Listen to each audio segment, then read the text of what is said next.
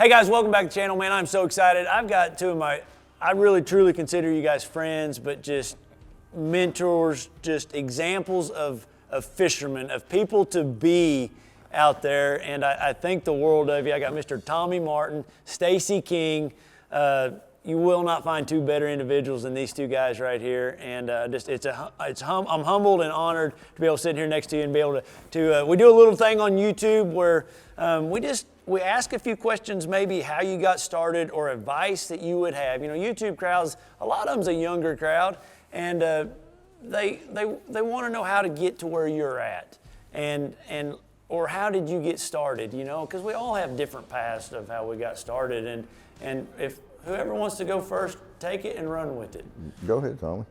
Well, I moved to East Texas in 1965, and lo and behold, the Sam Rayburn Reservoir was filling up with water that year, and people told me that, they got a new lake out here, and it's full of bass. It's just a great lake, and you're going to enjoy it. And I said, well, the only problem I don't know how to catch bass. I grew up in a saltwater environment, and I caught everything that swims in salt water. But I had to learn to bass fish, and back in 1965, Edwin, there weren't many magazines, there was no internet, there weren't a lot of good fishing shows, but there wasn't really any advice that you could get. So I spent countless hours in an aluminum boat with a sculling paddle with no depth finder on Sam Rayburn Lake trying to learn how to catch bass. But I'd fished all my life, and I wasn't going to give up fishing. And, I didn't really have the equipment I needed, but I learned on my own. And my advice to you folks out there that are wanting to become better fishermen or get into fishing, if you learn on your own, it's a better way of learning. It's a slower process, but you never forget it. It's something that will stick with you. And, even today I think back on it and I look at all the information that's available to people today. It took me a long time to learn how to catch bass. But you guys out there today, you can learn to catch bass in a short order because we got the internet with countless YouTube videos and all sorts of information flowing, and it's just so easy to learn. In 2 or 3 years, I've seen guys that, they're really good bass fishermen. It took me 10 years to learn, basically. You taught me. I read everything you'd ever put out. Same thing with you, Stacey. I was fortunate enough to go fishing with you. Where did you do that paddling at on Rayburn? What part of the water? Like the next time I'm at Rayburn, I want to be able to think about you being there. Well, we put in at Hanks Creek back in those days. It's Really? kind of on the upper end of Toledo Bend. I lived in Lufkin, so Hanks Creek was quickest access to the lake. The trees still had green leaves on them, and I can tell you, we'd go out in the woods out there, and everything was green, and the timber on the bank's green. So you'd lose track of where a bank was because all the trees are green in the water too. And it was kind of hard. You had to pay close attention where you were going. But it was pretty easy in the summer months to catch these fish. We used, believe it or not, a Purple's devil horse. And that was my favorite lure. All you had to do is get around those big old trees that had vines and stuff all around them and throw up close to them. If you could get within 3 feet of them, you were going to get a bite. Wow. That's great. Pull that thing a little bit and go wham and grab it. It's a lot of fun. But then when winter set in, that's when problems began. When the water got cold, we didn't know the fish went deeper. We didn't know they went to the bottom. But fortunately for us, there were some guides out of Arkansas and Missouri that had been fishing for bass for years. And they moved down to Sam Rayburn because they could increase their guide business and get a lot more customers. And they actually were the ones that taught me. I learned so much from those guys. A guy by the name of Ralph Giso was one of them that kind of took me under his wings and taught me a whole lot about how to catch bass out of deep water on jigging spoons, jigging eel, twin spins, and of course plastic worms. We used a black plastic worm then, and those guys they really taught East Texas how to catch bass. Wow, I didn't know that. Yeah. What about the 74 Classic? Can you just tell me a little story about it? He won the Bassmaster 74 Classic. And I want to tell you something else about Tommy. He fishes as hard today as he did back then. I've been fortunate enough to stay with him, and you cannot outfish this man, I promise you, or his energy level. But go ahead. Well, the Classic, that was my first year with bass. The first year I fished it, the first tournament I finished third that I ever fished with bass. And the second tournament was Rayburn. I finished in the money, and then I went to Beaver Lake and never had a strike in practice at Beaver Lake. I was so depressed, I thought the world was coming to an end. If I had given me my $200 back, I'd have left, went home. But he didn't, and the first day I still didn't get a bite till 1:30. I ended up catching, from 1:30 to 2:30, I caught 23 pounds. Went to the weigh-in, I was grinning, my ears were probably just lighting up. I'm telling you. What did you do different? I went to I'd run all over the lake, Edward, like a wild man. I went to this cove, that cove, I was just running and gunning. Couldn't get I never had a swirl, not in practice either. So I was throwing a crankbait. I knew that time of the year, it was early April on Beaver Lake, water temperatures in the mid-50s, pre-spawn situation. I knew the bass were, if they were going to be caught, they were going to be caught on a crankbait or jerkbait, and jerkbaits weren't that popular back in that day. So I kept throwing that crankbait. Finally, I pulled in a cove that afternoon about 1:30. It had a row of bushes growing across the back of it. This old road bed. I didn't know it at first. But I caught 23 pounds off that road bed in those bushes with a crankbait.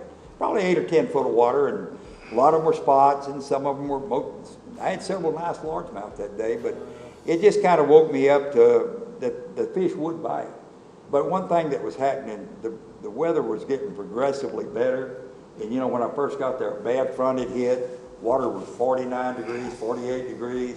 And the fish were just very inactive, but the weather was getting better each day, and it was causing the fish to get more active and strike, hit a little.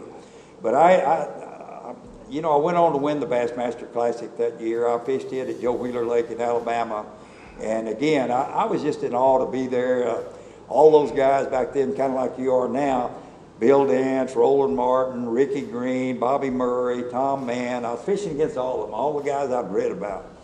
And I said, man, I can't beat these guys. I don't think there's any way. So I didn't find anything in practice. And I started out the afternoon of the first day of the tournament is when I really got on the pattern.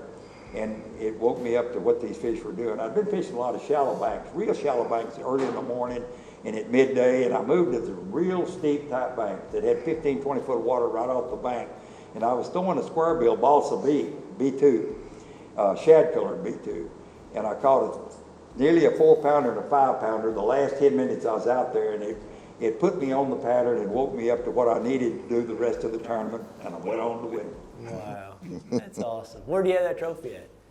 Where's that trophy at? Oh, I got it at home. I still got that Bassmaster trophy. It's not quite as fancy as the ones that they give out today, but I didn't win a whole lot of money back then. Everybody said, well, what'd you win? I said, $15,000. And they said, do you know what they paid me? I said, of course I do.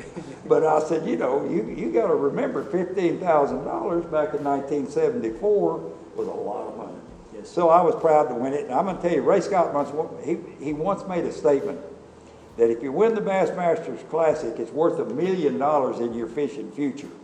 And it started my career, and I know I've made it. I just no doubt in my mind I haven't made $1 million off it. I keep getting invited to things and getting involved in things and the reason is I'm a Classic winner. So it was a bonus. Mm-hmm. That's great. Mr. King. I'd rather sit here and listen to I love it. I'm just like, I love it. I was fortunate to get started bass fishing when I was real young because I lived here in the Ozarks and we had lots of lakes, Table Rock and Bull Shoals. When I was 10, 12 years old, those lakes were filling and had lots of bass in them, and they were really great. And I started learning how to bass fish, and I did a lot of trout fishing too. Lake Taneycomo down here was a great trout fishery, and I did a lot of trout fishing when I was young, and when I was in my late teens, I started guiding some, especially for trout when I was young. And we caught lots of big rainbows at that time.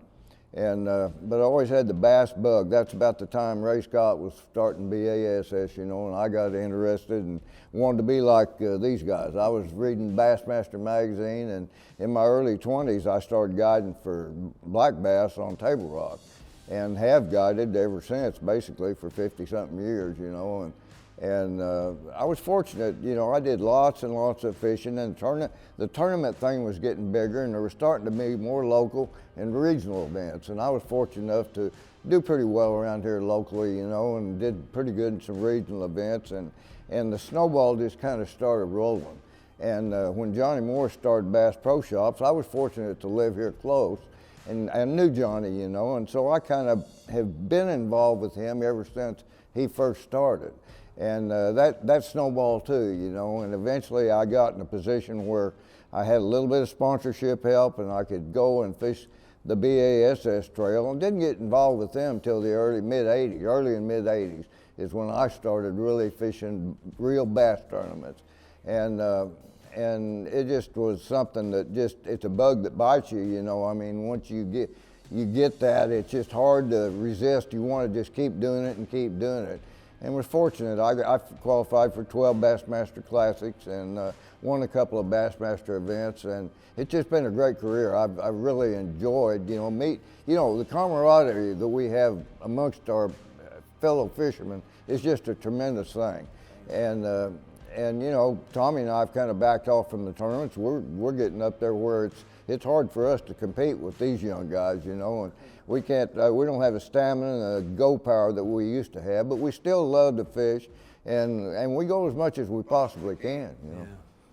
Yeah, I remember, like, I was super fortunate that I was able to get in a boat with you at an event, at a media event at Table Rock, and you opened my eyes, being a kid from Oklahoma, to stuff I'd never seen before. You didn't realize it at the time, but I was in absolute awe. Like, you would take a big rattle trap and bounce it off the bottom, and you had a stand-up worm. I'd never seen it before, and a spoon, and I was just in complete awe of that. And then I think back to the tournament that you blistered us at Toledo Bend, swimming that jig. Yeah. That was an amazing tournament. I caught those fish jerking, you know, popping a jig and swimming it up off the deep. bottom.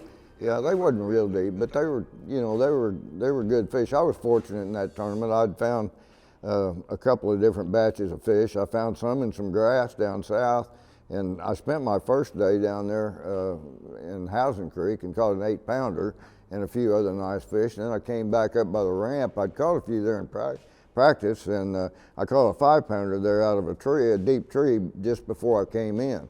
And so the next day I decided I'd go back down to housing. I had a fellow with me in the boat. It was so rough. I mean, the wind was blowing hard. We took a terrible boat ride down the lake. It's about 20 miles or something, I guess, down there.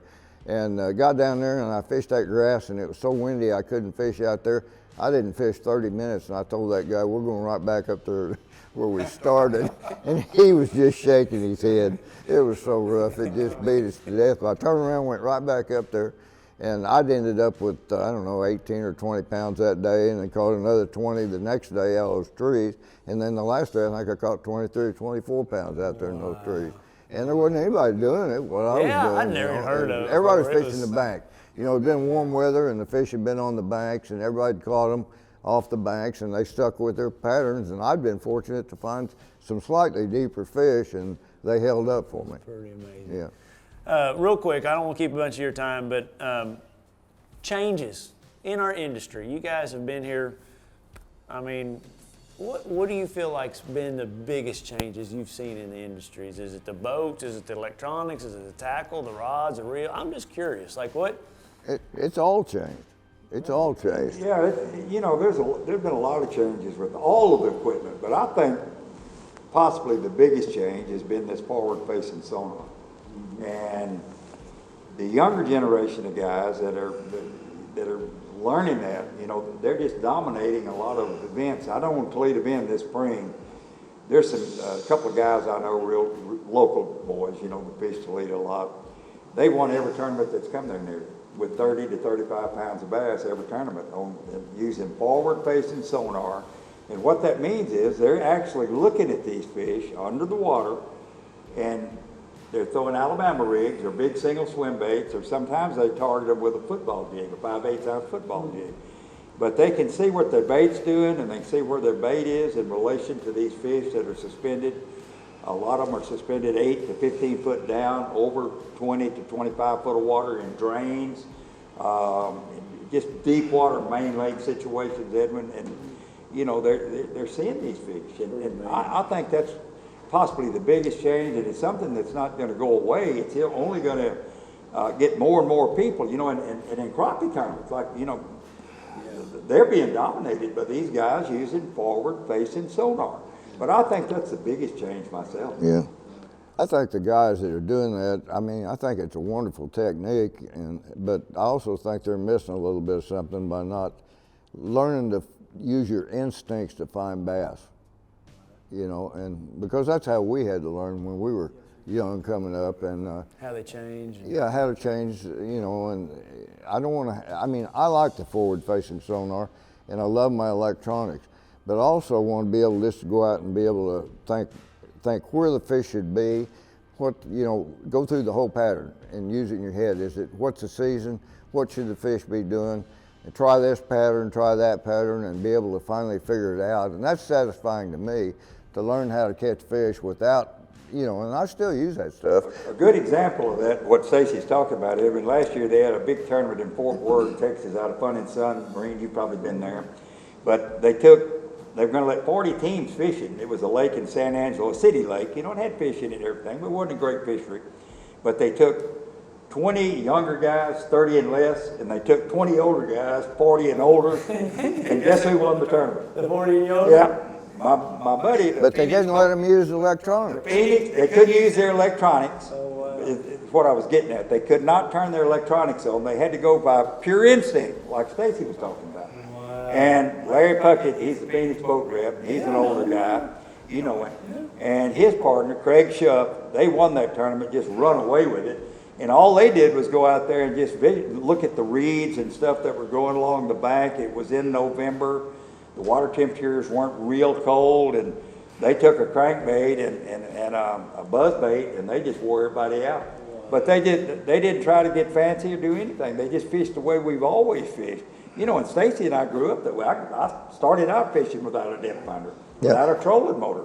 So, you know, and we used our instincts. We didn't have GPS back years ago, and you and I talked about this a lot of times, how to get around on Toledo Bend from point A to point B.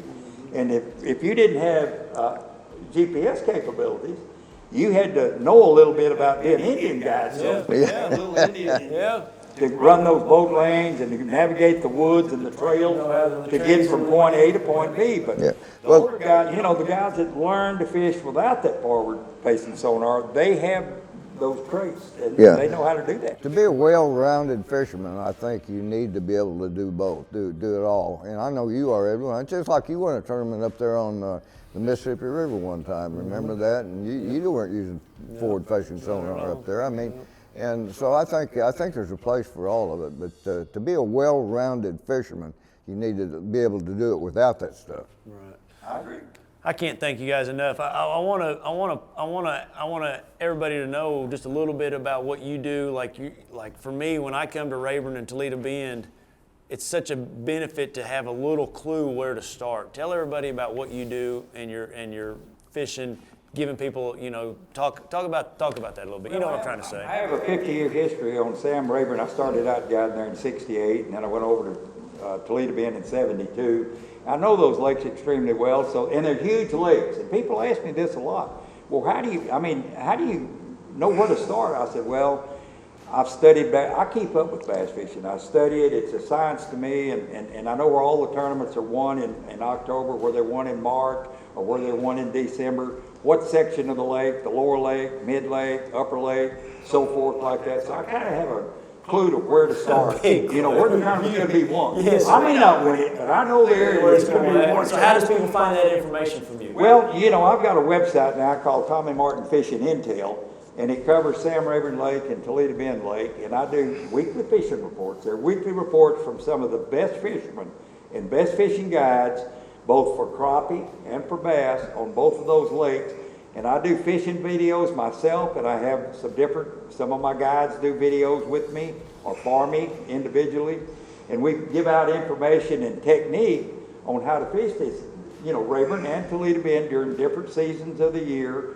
And it's what we're trying to do is teach people or give them a starting point. When they come to those lakes, they know how deep to start fishing that time of the year, the week they're going to be there. They know if they're biting plastics or crankbaits or rattle traps.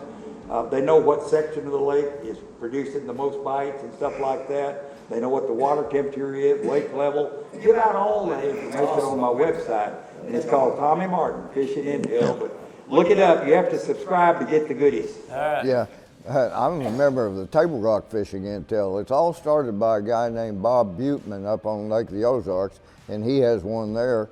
It has about 3,000 members in it, and there's a guy named Eric Prey runs the one on Table Rock, and it's great information. I look at it every day to see what the guides have been catching, all the guys that post on there, you know, and it's the same story, you know. It helps. I read it every day, you know. Table Rock. Table Rock Fishing Intel. Okay. It's a great There you one. Yep. Guys, thank you so much for your time. I wish you the best. We got to get back to work out there. We're at the Spring Classic, the World's Fishing Fair, but man, good luck at Texoma, and I'm glad you're getting out of here, and it's just an honor to be able to be here with you guys. Thank you guys. Enjoyed it. Thank you. Thank you.